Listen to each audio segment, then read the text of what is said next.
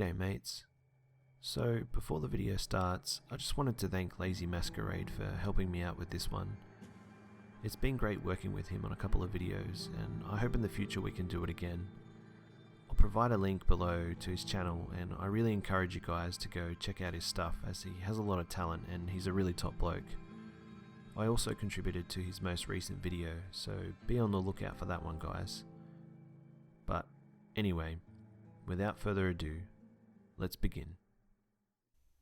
Number 4. In 2014, after hearing all of the horror stories, I wanted to check the deep web out myself. In a way, I kind of expected nothing other than scam sites for assassins, people requesting CP, and some underground markets. However, I prepared myself for the worst and, frankly, I was more worried about getting in trouble with the authorities rather than having my mind bleached for the near future. Even after 2 to 3 hours of procrastination, nothing prepared me for what I saw. It was during the middle of the day when I began my search. Of course, there's no deep web Google or anything, but rather a wiki with a lot of links. The links are different than the links you may know of. These links have no way of knowing what lays behind them. Just numbers and a .onion at the end. Of course, unless previously defined and listed on the wiki page. It was boring at first. A lot of dead sites, more than expected eBay-style markets for weapons, military grade mind you, various services, and of course a lot of drugs. I came across a chat room where I saw a darker side of people I never thought was possible. So many people that were mentally ill, threatening others, requesting CP. It was truly disgusting. Think of the people who walked down dark streets of a bad neighborhood, but with anything they desired at their fingertips. 2 hours later, I came across one site that ended my little adventure in the wastes of human consciousness. A cult site, perhaps, with little info other than an email address and some religious mumbo-jumbo. However, there was a video embedded in the site's homepage. Like a naive child, I clicked it without a care in the world. The video was shot on a crappy video camera. Perhaps it was shot in the early to mid-2000s. It was a man with a mask and a knife. As quickly as that scene showed up, another presented itself. He was cutting something in a similar fashion to a butcher. It was then and there I realized the body was bipedal and without fur. It was a human being. He was cutting the legs at the buttocks level. A new scene shows the decapitation of the head. Then another shot of the man with the mask, followed by a picture of a church with a weird symbol. This was a cult recruiting website. It was followed by more bodies being cut up and hung in ways more gruesome than you may expect. Shortly after, I turned my computer off, and I stayed away from it for quite some time. This was my first and last visit to the deep web. I have never contemplated going back since. Number 3. This was back before Google. Web pages were, for the most part, still very basic HTML and JavaScript. Hardly anyone used CSS. Only discussion boards and some banking sites had anything approaching mature front-end, back-end combinations. This is a real deep web story, not just one about illicit activities online. I was browsing random blogs, GeoCity sites and the like, just going from link to link. Eventually I came upon an odd page. It appeared to be random thoughts from different people, but for the time it was very well designed. Eventually I came upon an odd page. It appeared to be random thoughts from different people, but for the time it was very well designed. The messages seemed to be cryptic in nature, like several people trying to pass secret notes. I started through the source, and hidden in the comments of a JavaScript were various IP addresses. I gathered all the IPs in a text file and began enumerating. Some were routers with banner messages I could telnet to, almost all at universities. The default Cisco credentials from back in the day worked on most of them, but I didn't poke around. A few of the IPs were web servers with little to nothing on them, mostly APAC on Linux or some BSD, at least one IIS server I can recall. I finally came up on a web server with a huge directory of HTML files and TIFF images, with a few smaller subdirectories containing the same. NSLOOKUP returned no reverse records for the IP. A visual route traced it as far as Colorado. The HTML files appeared to be records a psychologist or similar mental health professional would keep. The images were of faxes, apparently of both military and medical nature. As I browsed from a subdirectory back to the parent, at the top was a new HTML file named something like 1-hello there.html. The timestamp was from right that minute. I opened it, and in plain text was the message, "We see you." No quotes, all lowercase. About 15 seconds later, the server dropped. Number 2. Back when I was a freshman in high school, I had a MySpace page. One evening I got a friend request from some hot chick. She messaged me, and after a little bit of talking, she suggests that we trade nudes. Being a stupid 14-year-old, I thought, fuck yeah, this is going to be awesome. So I take a few pics of myself, and she sends me some nudes of her own. Things are going great. Out of nowhere I get a message on AIM from someone I don't know, basically saying, "Hey, I have those naked pictures of you. If you don't talk to me, I'm going to send them to everyone on your friends list." I start freaking out. I have no idea what to do, so I just start talking to him. At first, he tried saying he was a guy from my high school, a senior. He demanded that I get on my computer every night at 9 PM and talk to him, or else he was going to show everyone my naked pictures. This goes on for a few weeks, and things start getting progressively worse. By now, I know he's not from my high school. He's an adult and a complete psycho. One night I was at a friend's house, and the only person at home was my sister. She calls me and says that some guy called the house and insisted on talking to me, and got very angry when she said that I wasn't home.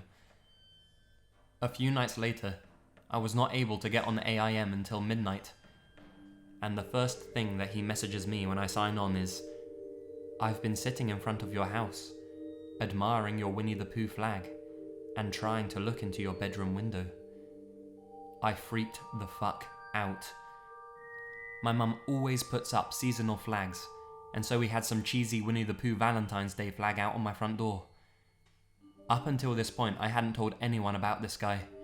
I was just hoping he'd go away. So I wake up my brother and tell him what's going on. He insists that we call the police, but I was convinced I could get him to stop bothering me, and the police weren't necessary. So he goes and wakes up my parents, and I tell them exactly what's been going on. My mum immediately freaks out, rightly so, and calls the police. The police come, and I talk to them for a little bit, show them some of the messages that he would send me, and they made a report of it. From that night on, I just completely ignored him, and accepted the fact that the world was going to see me naked. I got several messages over the next few months from girls who would randomly message me my pictures. I was super embarrassed and dreaded going to school. The guy would tell everyone that I sent the pictures to him and that I was gay, etc., etc. At that age, that sort of thing can really fuck with you. Fast forward to my senior year of high school, and all of this had blown over. I did a good job forgetting how this guy tormented me, and things were really going well for me. Until one night at a football game. I'm walking into the concession stand with a group of people, and a random man comes up to me and says, "Somebody wants to talk to you, under the bleachers." My heart goes into my chest, and I immediately say I don't want to talk to anyone. Keep in mind, this was almost 4 years after the incident, but it was always in the back of my mind that he would come looking for me one day, and I knew it was him. Even though I'd never met him, I could just tell by the way that he asked that it was him. Everyone asks me what that was about, and I give them a quick rundown on who I think that was. We all head back into the stands, and another friend of mine comes running up to me and says, "Hey, this weird guy is standing in the bathroom showing people naked pictures of you." We're sitting next to a teacher of mine who overhears this, and he immediately calls the police and runs over to the bathroom to try and catch the guy. The guy had already left, but I gave a description of him to the police, and some concerned parents saw what he was driving when he left. I didn't sleep at all for the next few days. I was absolutely terrified this guy would come to my house looking for me. I couldn't believe this fucking weirdo was still after me. But after a few months, nothing else happened, and I began to forget about him. At the end of school one afternoon in the spring of my senior year, I get called into the dean's office. There are several police officers and a detective. They tell me they've caught the guy that's been harassing me, and that he's been doing similar stuff to other kids at the school for quite some time. He'd been in jail before for sexual assault against a minor, and a laundry list of other crimes. The cops found literally gigabytes of child pornography on his computer, as well as tons of evidence of his obsession with me. After a lengthy trial, he's now locked up until 2037, and hopefully out of my life forever. Number 1. To begin, I think I should explain to some readers the difference between the deep web and the dark web. The deep web is a place that is accessible online by the use of special web browsers such as Tor that contains less than legal things such as drugs, human trafficking, and hitmen for hire. The dark web is pretty much everything that is no longer available by conventional means, such as military websites and other sites that have not been incorporated into the current internet architecture. With that in mind, I would like to convey to you all my story of my accidental journey into the unknown space known as the dark web. I'm a computer technician by profession. I work for a company that is contracted by local businesses and private consumers to set up internet connections, install software, and repair any sort of computer problems that may come up. So naturally, I get all kinds of crazy stories and problems that these people can come up with. I swear some of these people just don't know how to work a computer, even in this day and age. Anyway, one day I get a call from a local business complaining that their internet is acting up and that they must have a virus. So I shake my head thinking that someone must have unplugged a network cable or downloaded a Trojan horse accidentally. As soon as I arrive, the man who called me immediately spots me and starts going on and on about hackers and how much he hates Microsoft Windows and how many viruses it creates and all that nonsense that I usually receive when addressing business problems. He leads me to his computer and I pull out my laptop and sit down in front of it and begin to work. He tells me good luck and walks away to do whatever it is he does in his downtime. I open up the browser he uses, and to no surprise, it opens to a blank page. He doesn't even have a home page at this stage. So I try connecting to google.com, and there's a 404 error.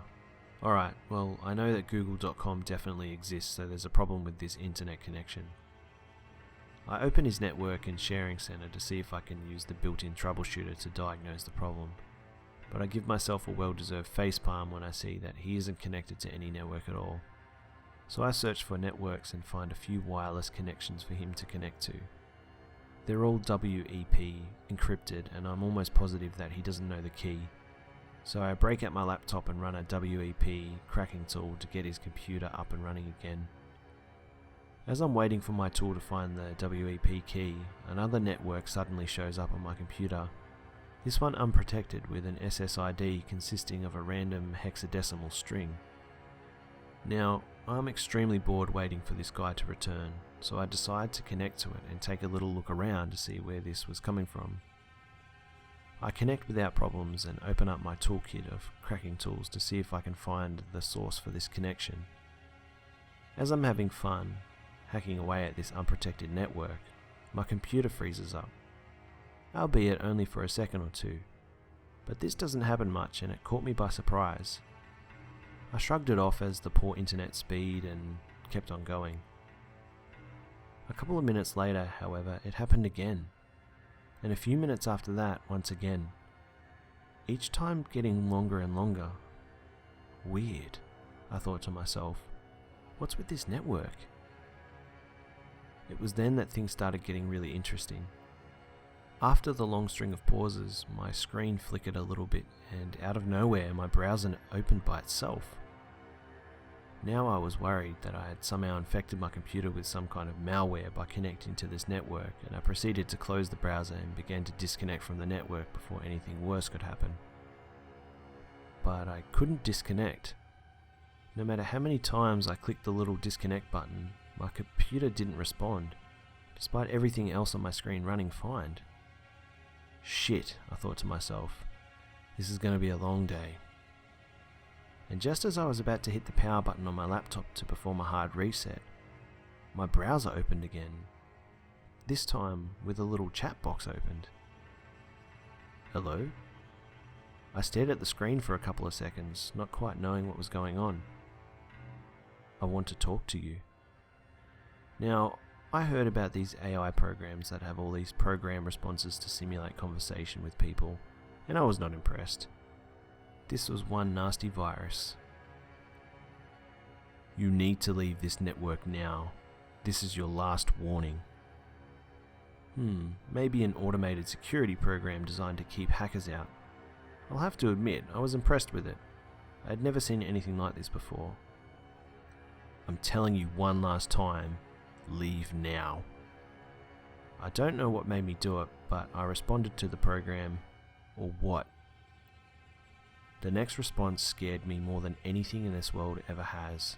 The program began listing information about me, my name, address, telephone number, credit card information, my parents' names, their addresses. My heart sank in my chest and all the colour immediately left my face. I couldn't move. I just sat there, paralysed with fear. But what came next was even worse. Don't look at me like that. My webcam was on. You really shouldn't stare, H3Man 4694. You might see something you regret. Suddenly, the most horrifying images you could ever imagine flashed on my screen. Images of disemboweled humans, human sacrifice, detached limbs, cannibals eating people, video clips of mass suicides and firing lines. My heart was racing, my body was shaking in utter fear of the images I was being shown. They seared into my brain. These were things that no one should ever see. I mustered the strength I had left and hit the power button on my computer and slammed it shut. I ran to the bathroom and threw up a couple of times. I was drenched in sweat. I could barely compose myself. It took me about 20 minutes to go back to my computer, and even then I had a hard time getting near it. I looked over at my client's computer and it was connected to the wireless network I was cracking earlier. It was working fine now. Just then, my client returned and thanked me for fixing his internet. I didn't say anything. I just grabbed my laptop and left. G'day mates. Thanks for watching the video. I hope you enjoyed the content. I just wanted to let you guys know that I'll be doing a Q&A sometime in the near future, so if you'd like to begin sending your questions in now, I'll begin jotting them down for the video. I also wanted to remind you mates that I have a charity channel where you can make a contribution to help end domestic violence, which I'll leave a link in the description below for. Thanks for watching guys, make sure you leave a like and subscribe if you enjoyed the video, and I'll see you mates in the next one.